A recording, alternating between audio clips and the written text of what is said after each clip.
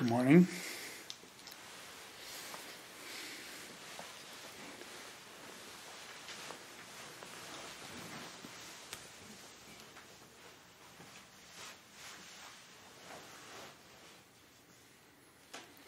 In Soto Zen, the tradition out of which I'm speaking, that has informed my practice, there's an expression, Zazen is good for nothing. It comes from Zenki Roshi, and it was translated by Shohaku Okamura, who practices with his community in Indiana now. And he's the disciple of Uchiyama Roshi, who wrote this book, which is quite known, Opening the Hand of Thought, and he is the disciple of Zenki. Anyway, there's much, published by all three of these. And anyway, their approach to Zazen is good for nothing. And it's a little disturbing, right? That Zazen is good for nothing. Because the question is then, why do we practice it if it's good for nothing?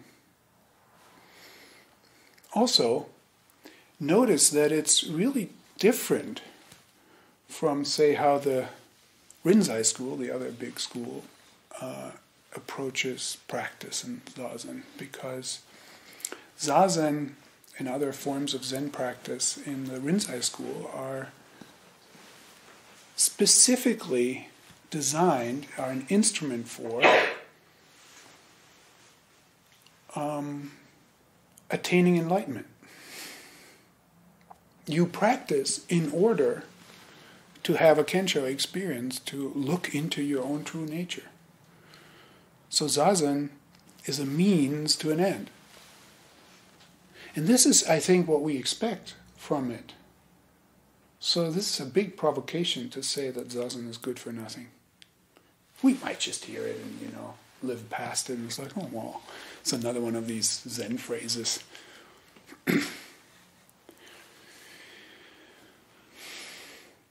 But I know that many of you are disturbed by it on some level. You want to make use of Zazen in a good way. You want to practice it in a way that is correct in order to achieve some goals. And this view, and Zenki Roshi looks at it the same way. He frequently talks about no gaining idea. We should be sitting with no gaining idea. That's the same idea, same feeling. You don't sit for fame or profit, which is not really our problem.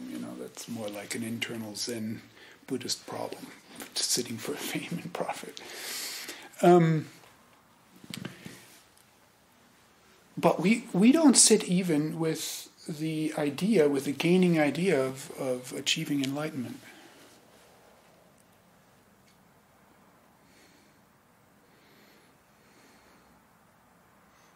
Now, I think, particularly in our Western American society, this is difficult to accept or put into practice.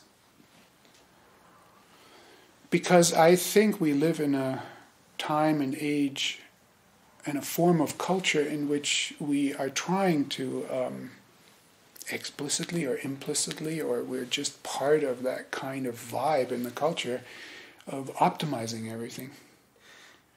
And that includes self-optimization. And the whole secular mindfulness movement, which I'm not criticizing here at all, I'm just looking at it, right?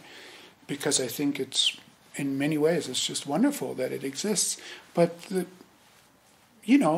imagine a mindfulness coach, you're mining the Buddhist tradition for certain spiritual technologies to help people achieve certain goals of self-optimization, calmness, concentration, resilience, relationship satisfaction, you name it. And scientific studies are being conducted to prove that this particular technology, spiritual technology, or secular self-improvement technology, is going to produce this outcome. And if we don't have those kinds of studies, our society doesn't trust it. We're not going to just do something without any evidence that it's going to help us in any way. Otherwise you would have to say it's a waste of time. So, if you are honest about this, both culturally and also in your personal life, you'd have to probably admit that Zazen is good for nothing is kind of difficult to accept. It's a disturbance, to say the least.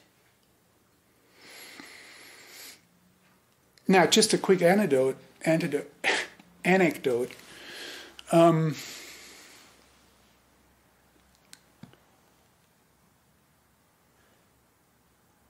Shohaku Okumura Roshi has translated Kodo Sawaki's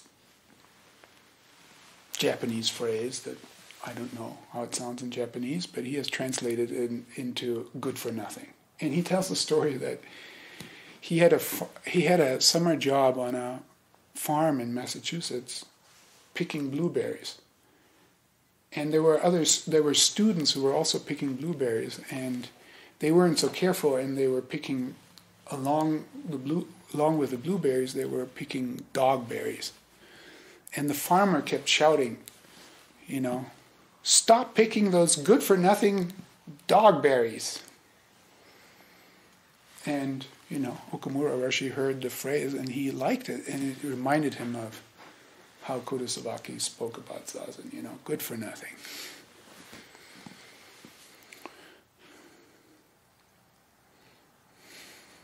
So the dogberries, he says, the dogberries are pretty, but they're not edible. So you can't take them to the market. The blueberries are pretty and edible, so they're good for something. You can take them to the market. And part of the meaning of the story, or the gist of the story is, we could say Zazen is good, but not for something in particular. It's not that there are no fruits of Zazen, There are fruits of Zazen. But we don't practice Zazen in order to attain those fruits. We're just practicing Zazen for the sake of practicing Zazen. And the fruits kind of, it's an accidental byproduct. We're not focused on the fruits. This is interesting. Practice Zazen with no gaining idea, but that doesn't mean you don't allow Zazen to make a difference in your life. You're just not looking for it too hard.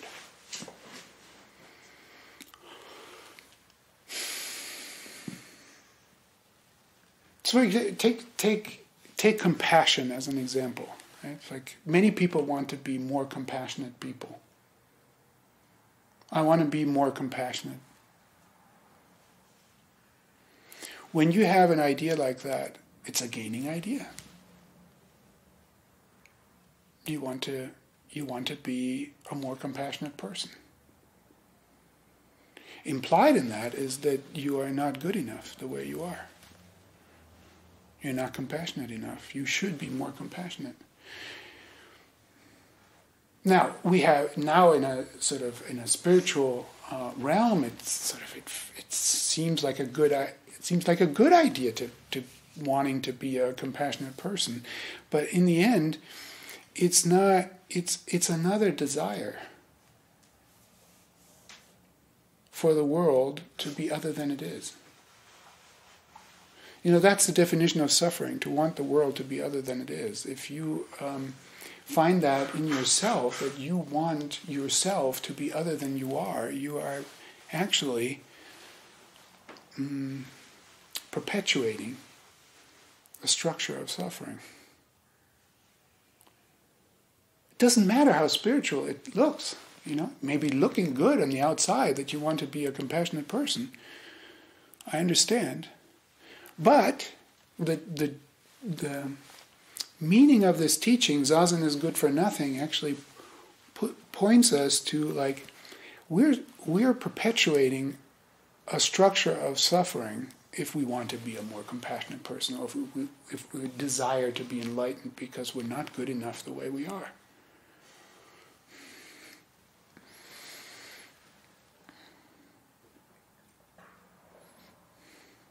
It goes right into the nitty-gritty of your Zazen practice. If you are bothered by your thoughts and you want to stop your thoughts, this is a gaining idea. So Zenki Roshi says, don't try to stop your thoughts. If you try to stop your thoughts, it shows that you are bothered by your thoughts. But you shouldn't be bothered by anything. Just let your thoughts come. Let your thoughts go. Recognize that there's no problem. Let your thoughts stop by themselves. If you don't invite them to tea, they stop by themselves. If you try to make them stop, you're involved in this, what we could call a gaining idea. If you try to make your posture better, if you try to be a compassionate person,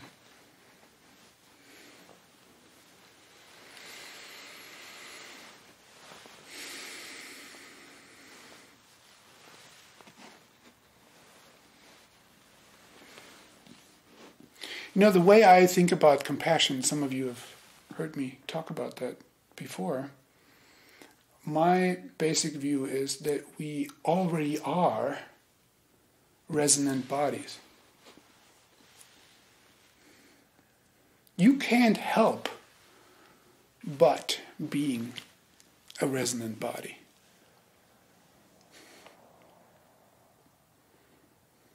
When something happens in the world, the so-called external world,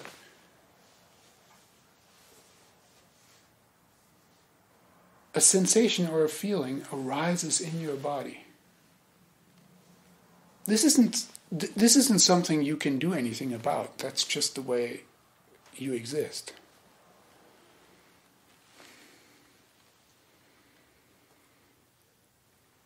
The only thing we can do about that is to cut ourselves off from our own feelings. And one way that we cut ourselves off from our own feelings is to escape into our thinking process. If your attention is so enmeshed in your thinking process that you are forgetful of your felt body, you have unlearned to feel yourself, then you subjectively experience yourself as protected against that resonance which is always already there. You understand? Practice is difficult in many ways, but in one way it is difficult is the more you reconnect with your felt body, the more resonant you will be. You're already resonant, but you will experience it more consciously. And that can be hard to resonate with the suffering of the world. Now, if you have a Zazen is good for nothing approach, you do nothing in Zazen other than sitting with yourself. Now, we can look at it in various ways, but my example is compassion right now. You'll be sitting with yourself as a resonant body.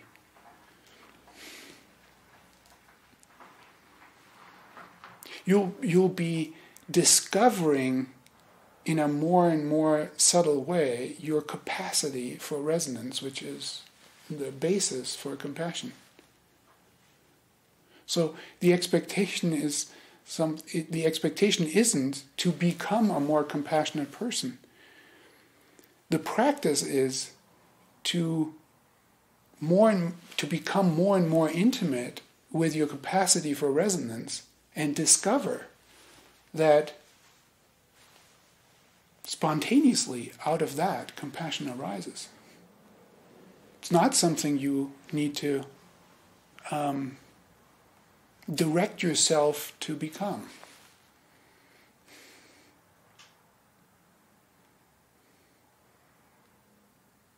By letting go of your attachment, or this is Buddhist jargon, your entanglement with your thinking process that separates you from your capacity to resonate,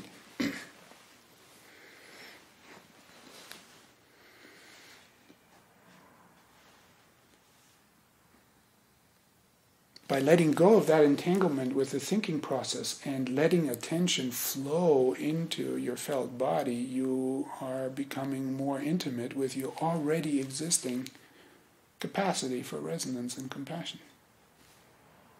And then you allow that to come forth in the world. Not as an achievement,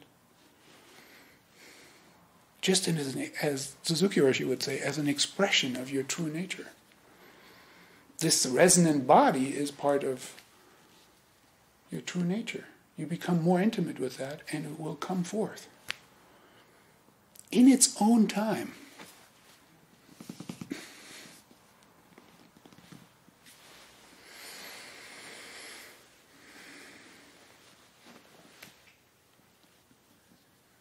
Speaking of time,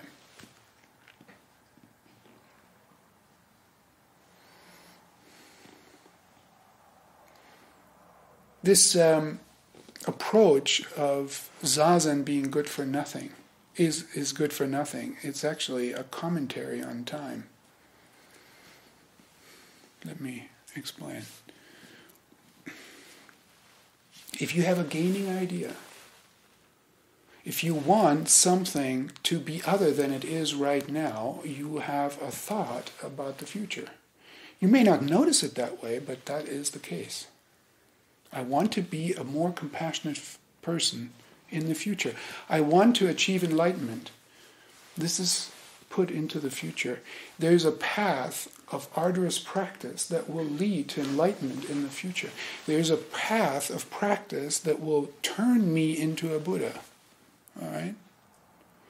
So, Zazen is good for something is an approach that actually, from the point of view of Soto Zen, devalues the present in favor for a better future. Our whole life is that way. Our whole cultural life is that way. We're always trying to make things better. We're always trying to achieve something in addition to what we already have. Our whole economic system is like that. Our whole idea of personality development is like that. We are implicitly treating the present, what is happening in the present, as deficient. It's not good enough. Something's missing. There's a problem that needs fixing. Okay? The present gets devalued in favor of some better future. Zazen is good for nothing is destroying that structure. It says the most important thing is to attend to what is happening right now.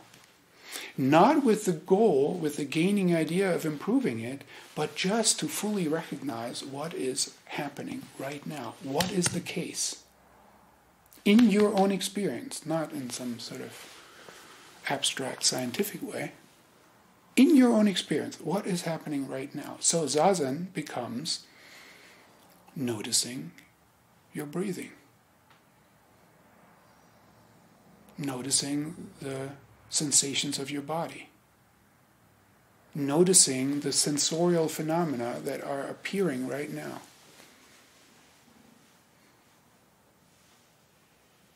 Sounds, sights.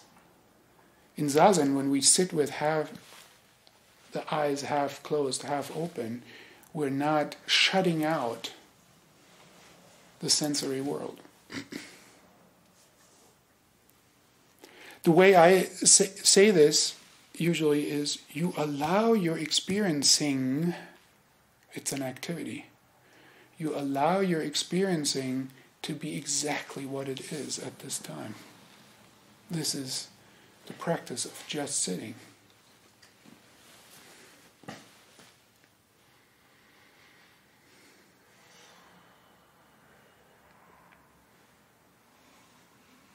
And the possibility in directing your attention to the present rather than the future, whether that's being a more compassionate person or an enlightened Buddha or whatever you want to achieve, when instead you direct your attention to the present, you may discover that it is already complete. That in fact nothing is missing from your existence.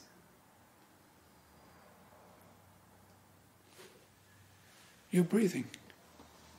You're clothed. You're sitting here. Where's the problem?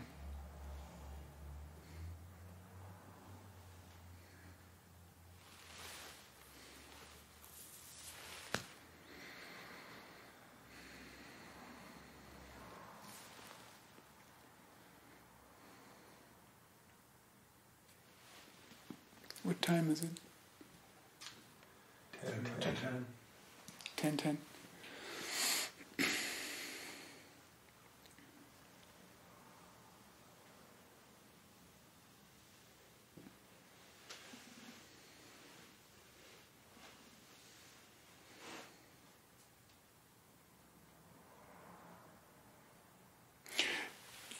I understand if you object, to this statement, there is no problem.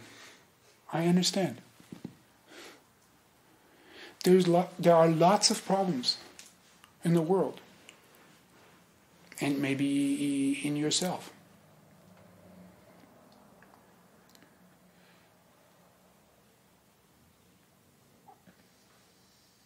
So let's make a distinction here.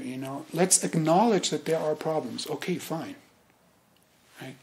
Are these problems existential problems? It's just a label that I'm using. I'm just saying that.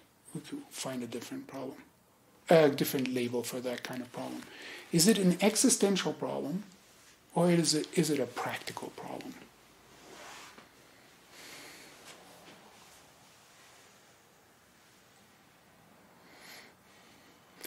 What I'm saying is through this Zazen is good for nothing approach, you can find out that none of your problems are existential problems. They're all just practical problems.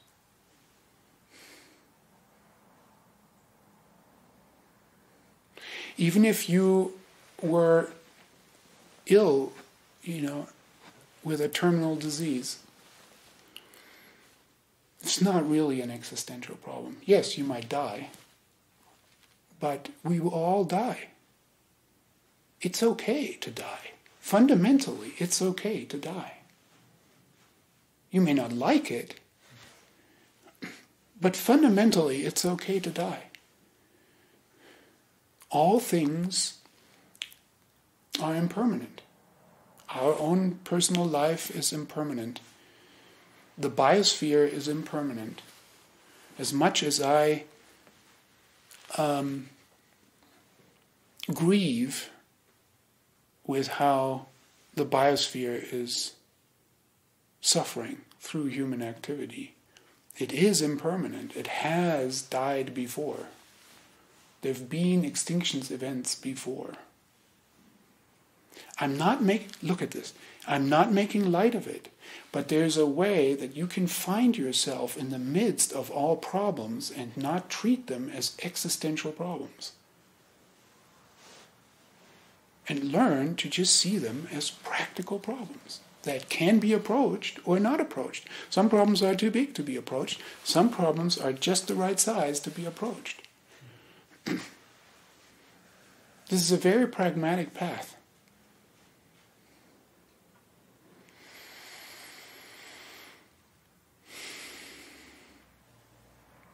Somebody recently asked me about the phrase, body and mind cast off. This is a famous phrase that Dogen uses over and over again in his writings, and it was built up into a story about his enlightenment. I think modern philological research tells us that this story is made up. But most stories are made up.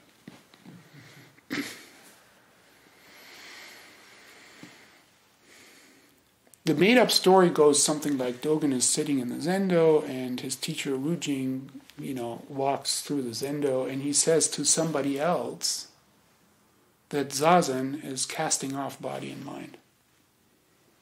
And Dogen hears this and has an enlightenment experience. Body and mind cast off. Then he goes to his teacher, bows, and they have an exchange about it, and Rujing confirms that indeed, he has a profound understanding of body and mind cast off. That is the story. So somebody asked me, what does this mean? Body and mind cast off.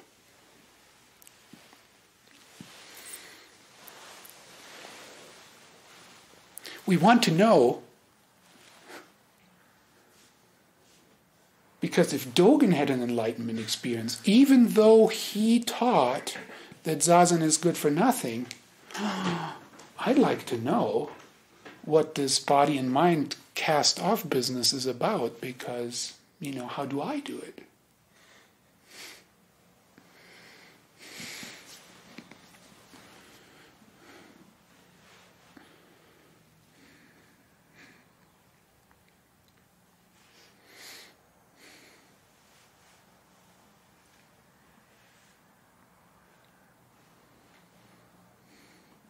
I don't want to tell you what body and mind cast off means, because that's, for each of us to find out. In our Zazen practice, we'll find out what it is, or we won't find out. That's fine. But I'll say something, okay?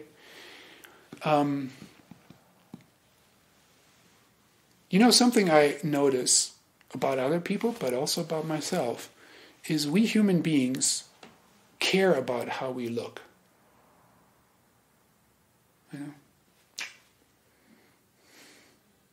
How our hair is, how we look in our face. Are there any blemishes in our skin? The whole story of makeup and so forth. Right? We take care of our appearance. And I'm just using this as an example of how we treat the body as an object. The body is an object among other objects. Here's an object, and here's an object we call my body. I call my body when it's my body, or your body when it's your body, but, and there's just, material in the world. And the body is a material in the world.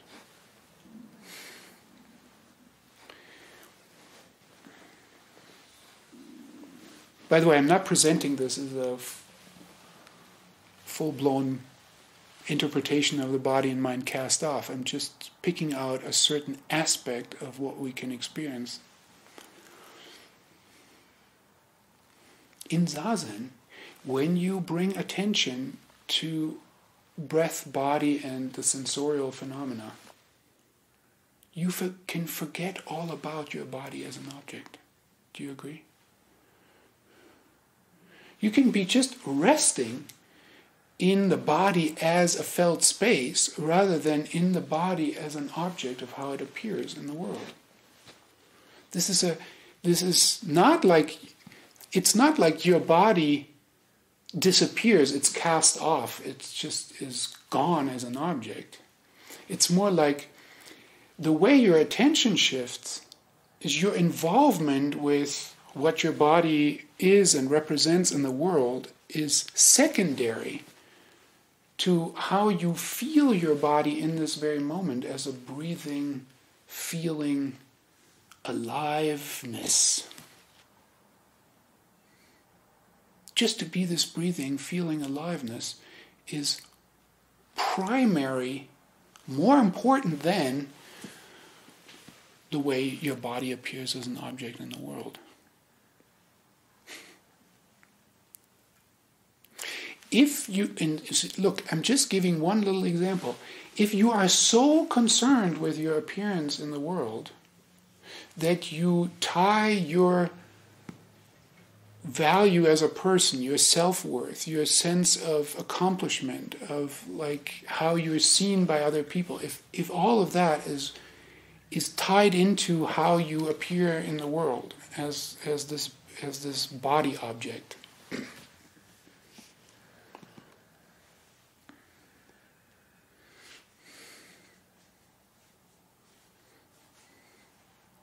then you are turning your body into an existential problem. You understand?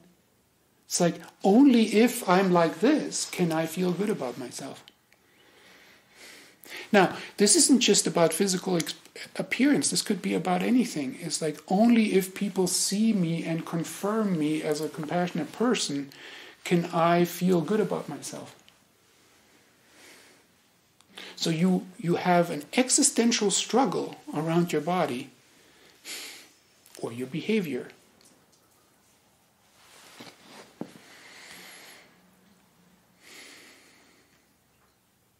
But that can fall away in Zazen. It can just fall away. It can be completely secondary. It can just be a practical problem that you deal with when you come out of Zazen, and you say like, well, I should comb my hair, or like I just shave it off so I don't have the problem.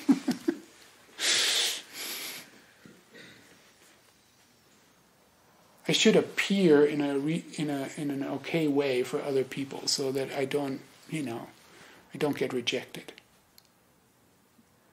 I had a philosophy professor who talked about beauty as a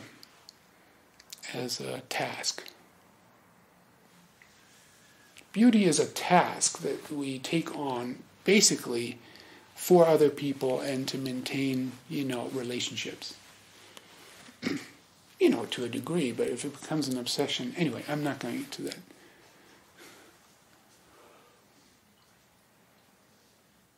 The body as an object cast off. What is left is the body as a felt space of aliveness in which you can have great confidence.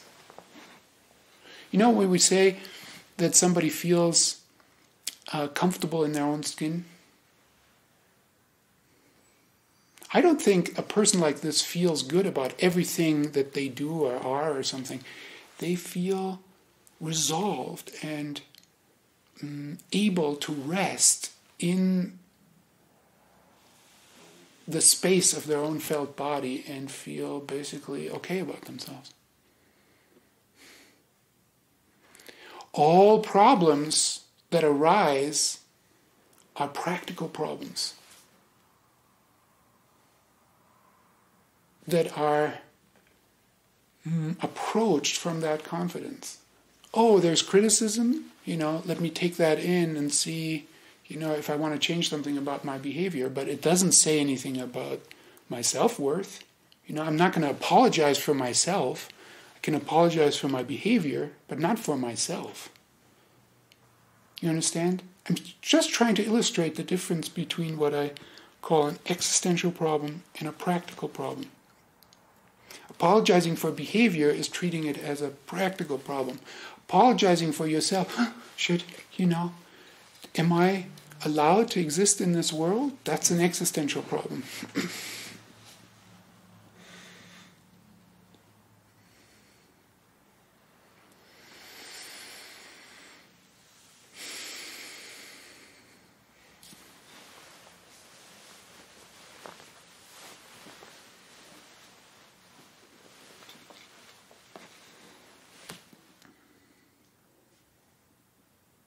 In Zazen, we cast off the stream of thoughts.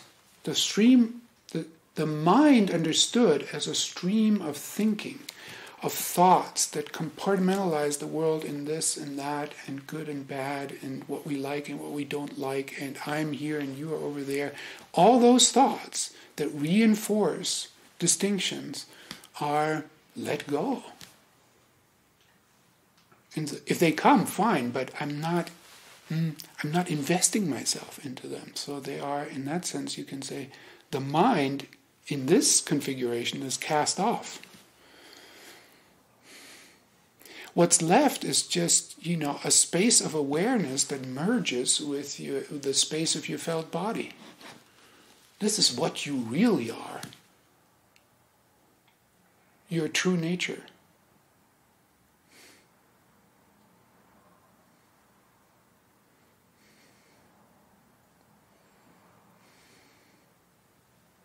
So Zazen is just kind of like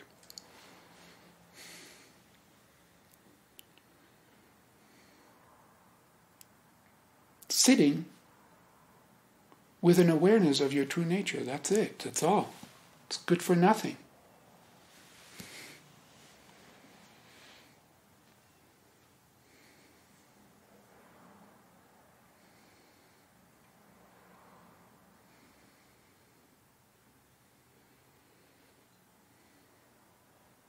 But I don't know, strangely, this is the subtle, it's a real koan. This is the koan of Soto Zen practice. It's like we all come to practice because we have some question or we have some problem.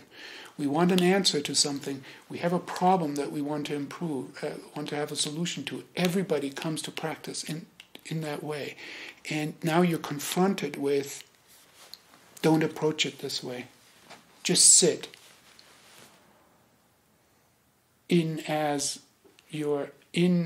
Within as your true nature. And you find out over time that this kind of sitting matures you as a person. And one way I've tried to say that in this talk is you find that all seemingly existential problems transform into practical problems.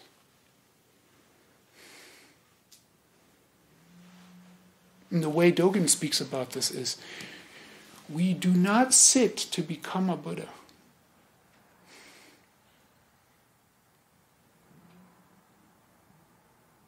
We practice sitting as a Buddha. Our practice is to sit as a Buddha, not to become a Buddha. The way you practice sitting as a Buddha is by allowing your experience to be exactly what it is at this time and not try to overcome it into something better.